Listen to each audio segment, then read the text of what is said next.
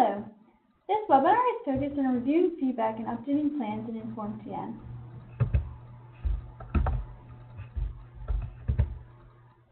Today we'll be focusing on really being able to go in, see the feedback that's provided from core offices to district plans and from the districts to their school plans.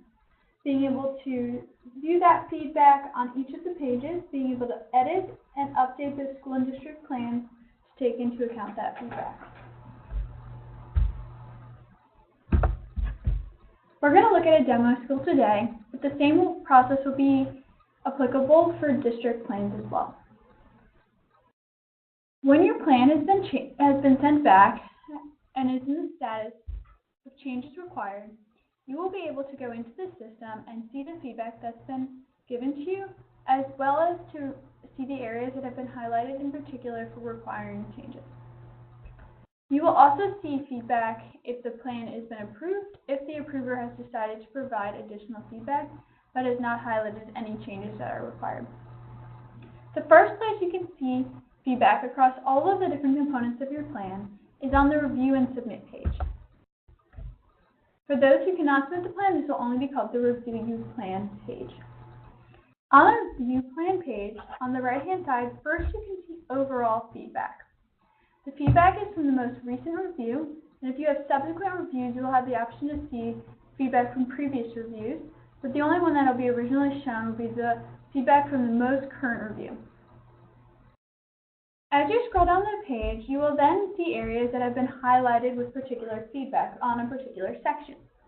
For example, here you can see that there is some feedback that has been given on this need. The feedback text is written here, and it's highlighted in red. When it's highlighted in red, this implies that a change is required.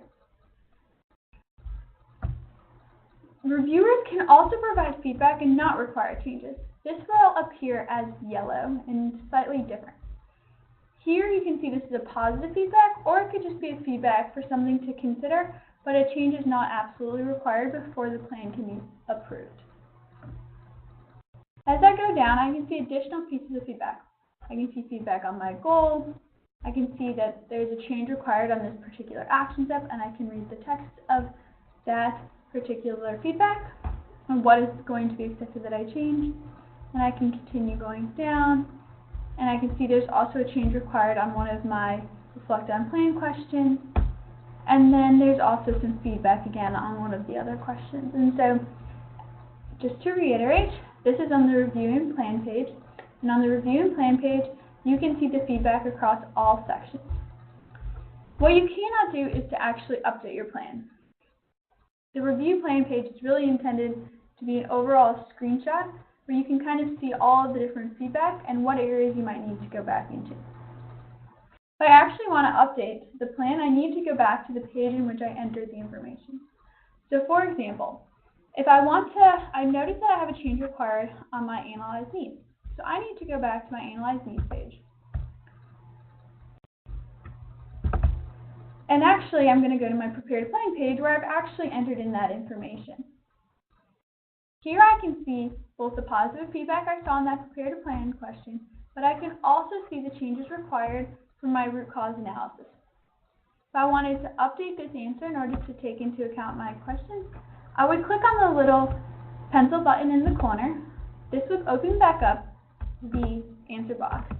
I could then change my answer. I can hit save, and I will have updated my answer to that particular question, ideally to address that change that has been required and highlighted by my reviewer. Similarly, if I need to update or change something on my Develop Plan page, as I saw highlighted, I would need to go, and this is for any goals, strategies, and action steps, I would need to go to the Develop Plan page. I can either choose to expand them all, and I can see which particular ones had feedback, or if I know that I only had required changes on my first goal, because I saw on the Review Plan page that I only had changed on my first goal, I can choose to only open up this. In order to make an update based on feedback to a particular goal, strategy, or action step, I'll need to actually select the goal on which the feedback was provided. Here I can then edit. If I want to edit, I can click again on any one of these pencil buttons. I can also, if I want to edit an action step, I can open up the strategy and edit the action. If I want to then go and edit any questions that I may receive feedback from on my Reflect on Plan page, I can go there next. I can go to my Reflect on Plan page because I did see I had some feedback here, and I can see again the feedback directly on this page, and I can then again click this little pencil button in the corner and update my answer. You'll see that that answer is saved. So in that way, I can actually update every component of my plan. So as a review, your review and submit, or just your review plan page, provides an overview of the areas in which you receive feedback. You first can see any overall feedback that's not tied to a particular section that you may want to take into account, but you can also see which sections received feedback. And you can see it all in one place. What you cannot do in the review and submit plan page is actually update your plan. In order to update your plan, you would need to go to the Prepare to Plan page, the Develop Plan page, or the Reflect on Plan page. Specifically, if you have any feedback on the needs or preparation questions, you would need to go to the Prepare to Plan page. The feedback that you see on your Review Plan page is also on that Prepare to Plan page. If you had any feedback on your documents, you need to go update them in your Upload Documents page. If you have any feedback on your goals, strategies, or action steps, you would need to go to that Develop Plan page to update those. And finally, if you had any feedback on your reflection questions, you would need to go to that Reflect on Plan page to update. Thank you all for taking the time. We have one more thing we just wanted to highlight for you. Specifically, we just wanted to focus attention on the InformTN Technical User Guide. That also has all of this information in a written guide. You also can review this webinar again if you have additional questions that you can use this for guidance.